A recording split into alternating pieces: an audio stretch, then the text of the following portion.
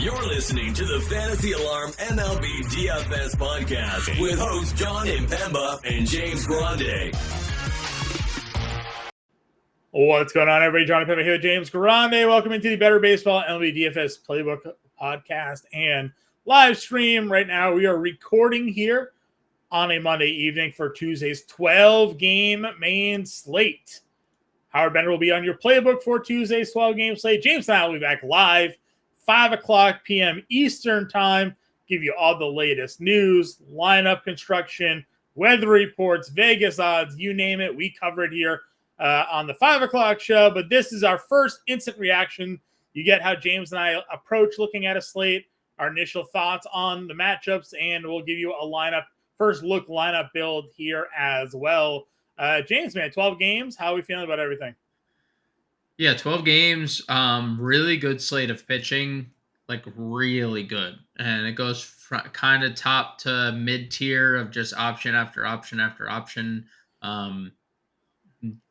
There's not going to be a 25% Patrick Corbin on this slate. I'll tell you that, John. I didn't play any Patrick Corbin. Did you play any Patrick Corbin tonight? Absolutely. If you guys listen to the live stream, I didn't play Patrick Corbin. If you read the playbook, he was replaced by someone else who's not doing great, but he didn't. Not doing awful. He's not doing awful. Well, he wasn't last I saw. He did give up another run. He did. Home run. Yeah, Those home runs, man. Those home runs. He gave a home run to former Atlanta Hawk Josh Smith. So,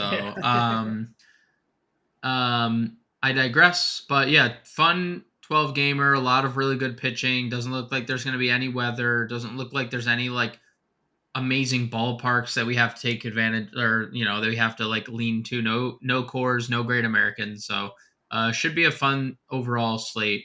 So let's get into this, John. Yeah, before we get into a quick shout out here to our partners over at Real Time Fantasy Sports. Got rtsports.com/alarm. Promo code alarm23. New users will get a 100% deposit match up to $200. Take advantage of their DFS pick'em contest that they have out there. Howard Bender every day gives you his picks of the day. You can follow those. James and I give you our favorite plays on the 5 o'clock Eastern show as well. If you're not into DFS pick'em, no worries. They have plenty of best ball contests. They're season-long fantasy football and best ball fantasy football championships going on right now, so you can use that deposit match and enter some of those live contests there as well. James, any additional thoughts here for those looking at real-time fantasy sports? No, just tilting our Abrams play. He was on third in the first inning. I don't know if you were looking at it. We went over half a run. He made it to third base and didn't doubled score. Right off the bat. I'm like, yep, this was the easiest thing of all time. He is currently at the plate, though, here, bottom of the eighth, so maybe he'll do some damage for us here. 3-2, 2 outs. So gets on, maybe a walk, steal a base, and our guy Lane Thomas can drive him in. Anything's possible. Kevin Garnett told me that. All right, real-time fantasy sports here aside, let's take a look at the DraftKings main slate here. Again, 12 games. You talked about that elite pitching. Pablo Lopez, Blake Snell, Julio Urias, Abbott, Morton, Burns, Verlander, a returning Merrill Kelly, all up over $9,000 here on this slate. Talk to me about how you're approaching this. 12 games, a lot of players, obviously. We know there's going to be some value. What's your favorite starter on the board? Which ones are you fading from this tier? I'm fading Julio Urias. I'll get that out of the way right away. He stinks. Okay. I know Toronto's been bottom 10 in baseball against right-handed pitching or left-handed pitching. Fading Julio Urias. He looked terrible again against Baltimore. I know Baltimore hits lefties well, but Urias off the board. Andrew Abbott continues to dominate. 8 scoreless, 1 inning or 1 hit allowed, and now he gets Milwaukee, a bottom 10 team against left-handed pitching. So I got to ask you. He's faced Milwaukee twice. Good and bad. Average and bad. Average and bad, for sure. 12.5 fantasy points, 3.8 fantasy points. Yeah, I mean... He also shut them out in his very first start. So he's faced 3 times now. Right, now this is back away from home, so he gets a little boost there. Look, Milwaukee is a team that hits home runs. Christian Yelich has been really good against both splits. Adames hasn't. the end of their lineup has been a little better against left-handed pitching too. Like Monasterio getting called up, he's been fine. Owen Miller, we know, has been pretty good all year. Joey Weimer hits lefties well. So, like, they've been fine, but we just saw, again, the upside that he possesses. And so I like Abbott. I mean, look, Blake Snell walked 7 guys last time out. That's not going to happen again. Classic Blake Snell start, right? I mean, he's been dominant even with this walk total being 3 and 4 pretty much every night. He's still on this crazy run where he doesn't allow any earned runs despite walking like 12 base runners in 5 innings and you allow 1 run. That's kind of sick. So I'm definitely going up against Pittsburgh there. I'm fine getting to Lopez. We know what the upside can be with the strikeouts.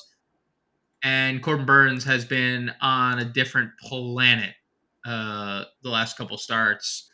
James, I don't mean to interrupt you here, but our guy CJ Abrams just scored a run on a Jeimer Candelario 3-run homer. So all right, we're 2 for 2. Luis Castillo over strikeouts, bringing home Corbin Carroll. Corbin Carroll to go 3 for 3 on our real-time DFS pick'em plays. So there you go. True. So great news there. Heimer Candelario, first and foremost, your boy Homer. He's goated. He is Candelario. He is goated Candelario. I like that. Corbin Burns, though, has been incredible. 23 strikeouts in his last 2 starts, 14 scoreless innings. He's won 4 straight starts, all 4 of the quality variety, 2 of which, John, have come against Cincinnati. He has 21 and 40 fantasy points in those games.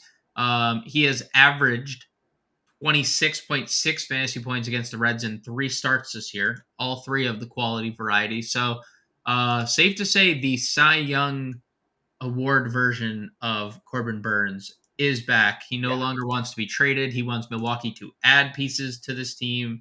Hard pressed not to get to Corbin Burns here at $9,200.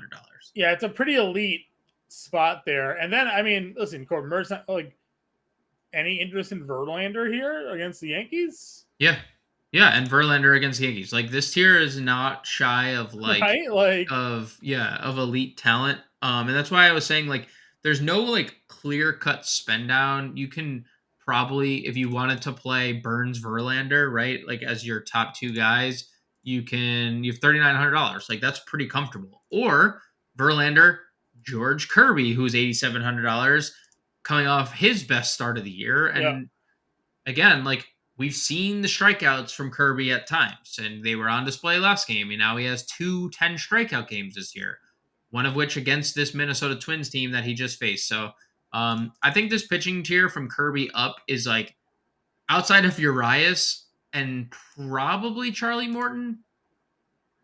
Because the Red Sox are so left-handed dominant that like it scares me a little bit. You can make a case for pretty much every name available. What do you do with Domingo Germán, who one day is elite, one day is not, one day is throwing perfect games? Dude, I mean, look, I have 9 strikeouts in 3 of the last 4. I know, it's so like I have faded him a lot this year, and I feel like outside of the day he threw a perfect game, I haven't lost too much money doing it. Like the win equity is severely lost, right? Like he doesn't have a lot of win equity, just with how bad the Yankees have been. I know he's home; he'll be, but like it's probably a fade. Throwing names out there. We could play Savali at 7,200. Savali Cobb probably against Oakland. Yeah, I mean he's very up and down. But yeah, you could play Cobb against Oakland, and then you could play Savali. With this being a 12-game slate, you probably can just play 2 9K starters and not really need to go there. So. And throw Kirby into that mix too. Yeah. Like you could just add Kirby into that equation. Yep, I agree with you there. Savali, the lowest we go? Savali's probably the lowest, yeah, and nothing else. Okay. Really. Yeah, Pavetta's not going to start this game. He'll open, just for those who are paying attention to the slate right now. He won't open. He'll have an opener for him, rather. Yeah. He'll piggyback in that game against Atlanta. Not that we're playing Pivetta against Atlanta, just no, mentioning it ahead of time. Don't be surprised come you go to build your lineups and you see there's a long reliever opener situation in Boston. So, Right. All right, infielders. Give us our top infielders here on this slate. Again, we identified a lot of good pitching, which obviously will then knock down where we go when it comes to the hitters. But what matchups are you looking to key in on here? So, starting with the Dodgers, they face Chris Bassett here. So immediately, what does Chris Bassett do? He doesn't get lefties out. Gives up a home run to Freddie Freeman. He will probably be giving up a home run to one of two guys and maybe both, and that's Freeman and Muncy in the infield. Muncy has hit a lot of home runs lately. 4 in his last 10 games, 3 in his last 4 overall. So Max Muncy back on that power stroke. So Muncy, Freeman's been one of the hottest hitters in baseball. And then someone I talked to, I was very high on Monday is Manny Machado. And he gets Rich Hill here, and he has been very good of late. If you just look in general in July, John, Manny Machado has 10 home runs in July so far. 10. It's good. 10. It's a good amount of home runs. That's with a break for the All-Star game. He has 10 home runs this month. And he didn't even play in Mexico City this month. That was like 2 months ago. So I'm going to be getting to a lot of Manny Machado against Rich Hill. We know Rich Hill has slowed down drastically, especially against... He's on his way out of that team, probably. Yeah, as he should be. So I'm a little worried about Rich Hill here and the home runs that he's going to allow, and they're going to be to Manny Machado. So Machado and the 2 Dodgers would be my top options here. I'll agree with you there as well. I like Bregman against Bradford here. Yep. I know recently his numbers have split back towards going good against righties, but still, I think Houston's probably in a pretty good spot. You mentioned the Dodgers guys already. If we're looking up at the second base position, you have Marte against Matz. Right, get a lefty on Matz, Walker against Matz. So some good spots here at the top. Where are you looking at value? I think there's a lot of really interesting value plays, and that's what we're going to need today. Cusp value play over at first base, Josh Naylor. He gets the matchup against Zach Greinke, and we know how good Naylor's been. Dude, is Josh Naylor... is he going to mess around and lead the league in RBIs? He may. Is he going to mess around and literally lead the league in RBIs? 856 OPS, a 300 batting average, and 15 homers? No, this is like... where did that come from? When did it happen? Because he was like borderline not playable for the first month of the year. Yep. I mean, he's just driving in boatloads of runs. Like, I don't know. But, like... He's also, like, look at some of these games, though. Like, 6 RBIs, 3 RBIs back-to-backs. Like, he has so many multi-run games. So, Naylor at 4K. I love Ha-Seong Kim against a lefty here. $4,400. He'll lead off against Rich Hill. And he's hit lefties extremely well the entire season. So, Ha-Seong Kim. John, Wilmer freaking Flores. Homered again on Monday. Again. Now he's got on Monday. And now has Ken Waldichucking up home runs left and right over here. Affectionately named Ken Waldasuck. Yeah, I like that one. That's a good one. Ken Waldasuck against Wilmer Flores, who's been 900 OPS, almost a 300 batting average for Wilmer. Dude, where do these come from? Dude, well, I mean, he's hitting home runs like I know so much lately. And then there's going to be a lot of value in Arizona. We didn't mention the Christian Walker thing. If he wanted to spend up at first base, he can. He faced Steven Matz. But who starts at third? Maybe Longo, maybe Rivera, maybe both. I know both have been pretty bad of late, but both still have very good numbers against left-handed split specifically. Yep, I'm with you there. Again, we're going to be looking at Arizona again like we've been for a long time now. And now you hear the rumors this afternoon. They're calling in about Ohtani. Dude, I said this on the Better Sports Betting Show. I said Baltimore and Arizona were the 2 teams to look out for Ohtani. Those are the 2 teams that I picked out last week filling in for, I think, was it either filling in for you or Howard? Because I didn't fill in for my own. I didn't do my you own filled show. in for I me did on the one. Tuesday. Yeah. And then I filled in for Howard on Friday. And on one of those shows, I said the field was plus 1,200 where Ohtani lands. And I said, Baltimore has the prospects and Arizona needs a front end starter more than anything because their And offense Arizona is. has the prospects I mean, too. They have Drew Jones and Jordan Lawler. So correct. And some of the guys that they've Right. already called up, Fletcher, Right. Canzone, like could spin McCarthy if they they have wanted to. Like right. I mean, well, listen. As much as we like McCarthy, if they're calling about a top, hey, do yeah, you want well, that's Jake? what I'm saying. Yeah, Jake you give him, look at the only untouchable in Right. that deal is Corbin Carroll, right? Like he's the only one Corbin you don't Carroll. move. Yes. Which may be Yes. the main ask. But I mean, if you give them Drew Jones, I mean, that's a centerpiece play, right? You cannot even if they call for Carroll. Like I understand. But like so real talk also, though.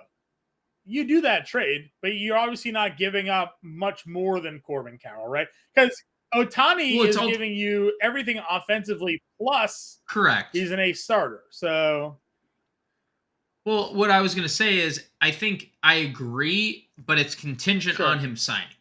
Like you're not trading Corbin Carroll if there's no. I've said that from the very beginning, talking to Matt Sells and conversations. I'm like, the only way the Angels can maximize this Ohtani deal is if there's some pre-negotiations where he signs a long-term deal right after the deal happens, because teams are not going to empty their farm system for 6 months or 3 months of a guy. Nor should they.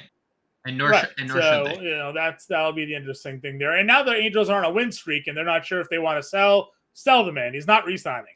So, I know. Anyway, side tangent. I know side tangent there. A lot of value on this slate, and again, we're looking to double spend at pitcher, so at least on the first look here.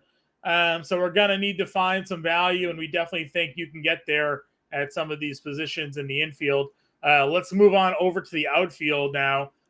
Take a look at some of these top guys. Again, a lot of expensive plays. 5 guys over 6K, 6 guys over 6K. Acuna, Betts back to second base outfield. Tatis, Tucker, Robert, and Carroll up over $6,000 here.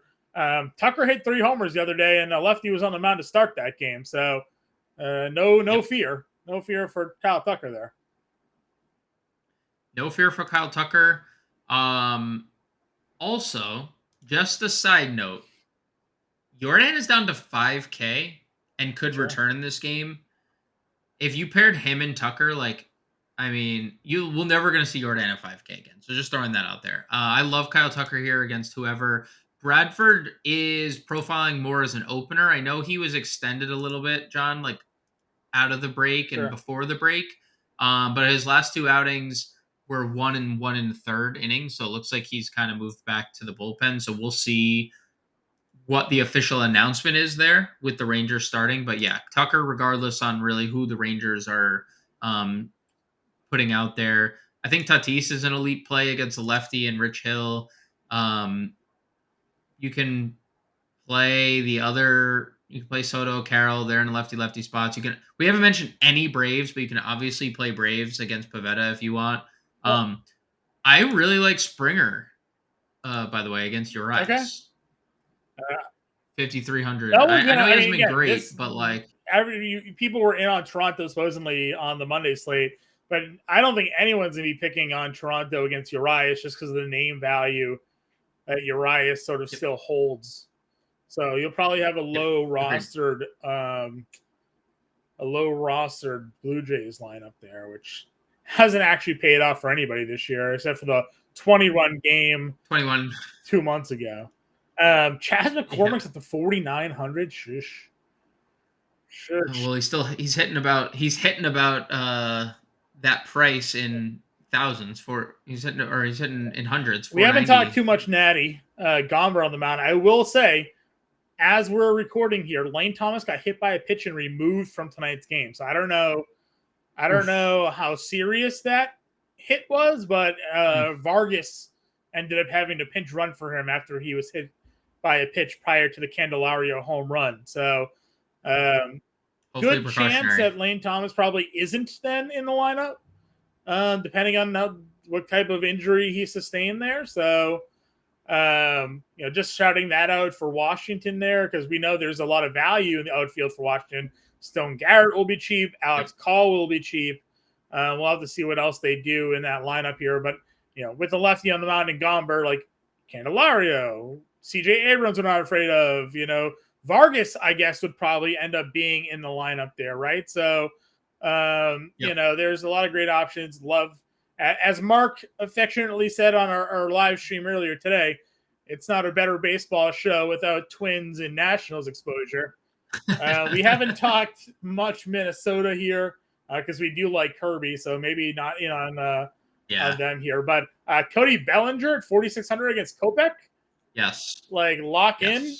This man Dude, still raking. 436, 1324 OPS the last 10. 5 homers. Homered again the other day.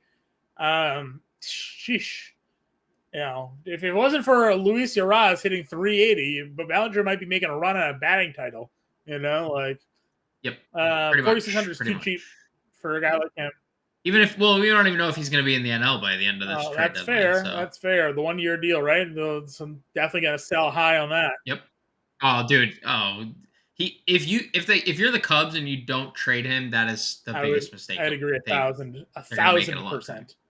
Lourdes is 45 here. Again, you talk about Atlanta. Harris is still 42. Can get in on that deal. Are you shying away from Boston at all against Morton? They're in Boston, so that offense hammers at home. Yoshida, Devers, Duran. I don't know if you've seen what Tristan Casas has been doing lately.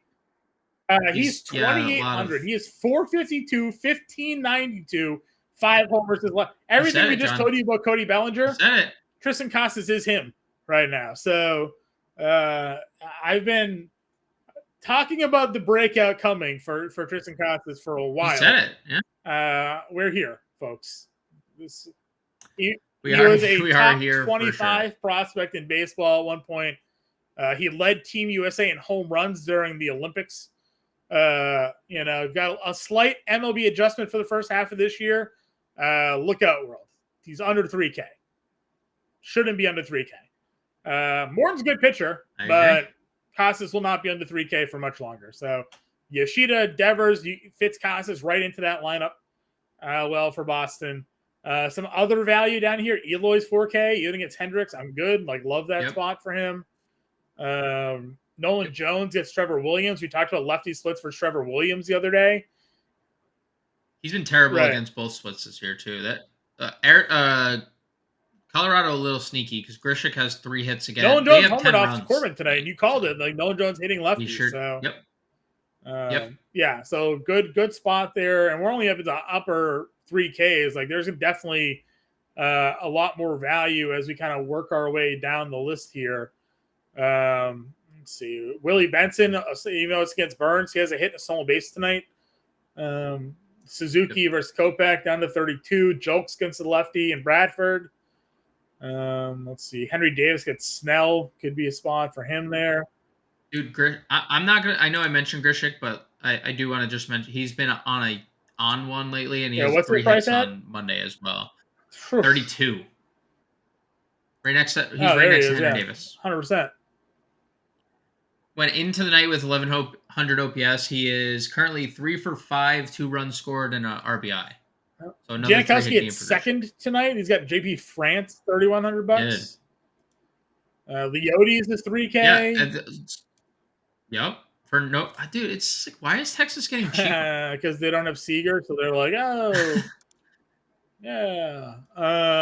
Let's see, what else do we have then? Jordan Walker's $2,900. Yeah. He's been pretty bad of late. Let's see here. Myers at 28. Jake Myers, maybe, but yeah, he's been good. Yeah, he's been good. You can play lefties against Kirby if you wanted to. That's written his worst split. So if you did want to play Kepler or Kirilloff or Julian, he does kind of stink against lefties. So if you wanted to play that, Stone Garrett, like I said, $2,700. Still hanging out down here. Alex Call, 26. Wilmer, as you Wilmer hits mentioned. lefties Yeah. So well. actually, the wild Wilmer split, and someone tweeted it out, and I was like, I hate, we talk about sample sizes, but when it comes to like betting, I hate very small sample sizes. And it was like Joey Weimer at home against lefties. And it was the reason that this guy bet the Weimer home run call, and it hit. Yikes. And I'm like, unbelievable, like craziness. I'm going to pull it up right now just so I can like regurgitate exactly what the number was. Because we talk about the Willy Adames home against righties all the time, but like the Weimer versus lefties at home was like such a small sample size, and yet because he's a rookie. Yeah, because he's a rookie. It was like plus 800 a homer, and it came through. It was like unbelievable. This guy's gonna only bet this now, forever. Let's see, what is he now? 375 ISO at home against lefties was like the tweet. It's 927 OPS. On the year, 25% home run to fly ball ratio. He has 4 homers and 40 at bats at home against lefties. So like basically 1 in every 10 at bats, he's homering against lefties. So, but it's a 40 at bat sample. But the guy called it in the last game. I think it was against Abbott. And I was like, I can't believe this hit. But yeah, Weimer at home against lefties is a play, I guess. So. Hey, listen, what does Adames say? He likes the hitter backdrop. Well, obviously, so did Joey Weimer, I guess. Right. So, all right, so that's the value. There's more guys that I got one more. Yeah, I got one more. Zone? If Atlanta, he's 27 years old. If they start this Forrest Wall kid, he had 45 stolen bases at AAA this year. He pinch ran the other day. He's 2K. He had 2 stolen bases. He pinch ran, stole 2 bases. Like, I don't think he's going to start. But if he... it looks like he's just... Eddie Rosario. He pinch ran for Rosario. So Rosario... He didn't... let's see. Did anyone... Somebody had to have gotten sent down. Oh, they... You know what? They sent Soroka down. Yeah, that's what it was. Okay.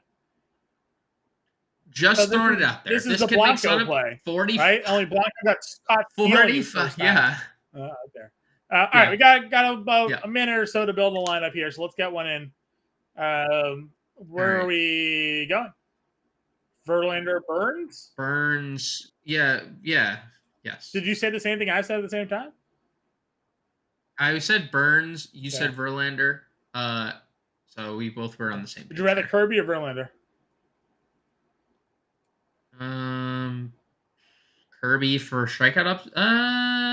Keep Verlander. It's fine. Catcher play. Kybert? Okay. We can go cheaper if we need to. First base, Wilmer? First base, Wilmer, for sure. Second base. Ha-Seong Kim, who just led off the game with a home run. Okay. We don't have to, but that's fine. Third base. Would you rather... Does Wilmer first base only? Figures. I was going to say Casas is down there. Third base. It's our Candelario. Candelario. Shortstop. Skipping ahead. I don't know, so let's do value outfield. I'll temporarily put Abrams and we'll figure out. Grishik. Actually, we do Kim at short. Let's do Kim at short. Yeah, let's do Kim at short. That works. Maybe see Marte at second. 3,700 an outfielder. What's it? Grishik at 32. Stone. And 5,300. That's a Springer Dinger. Yeah, Jordan. Or Jordan if he's. We'll one off Jordan for now, and we'll adjust if we need to.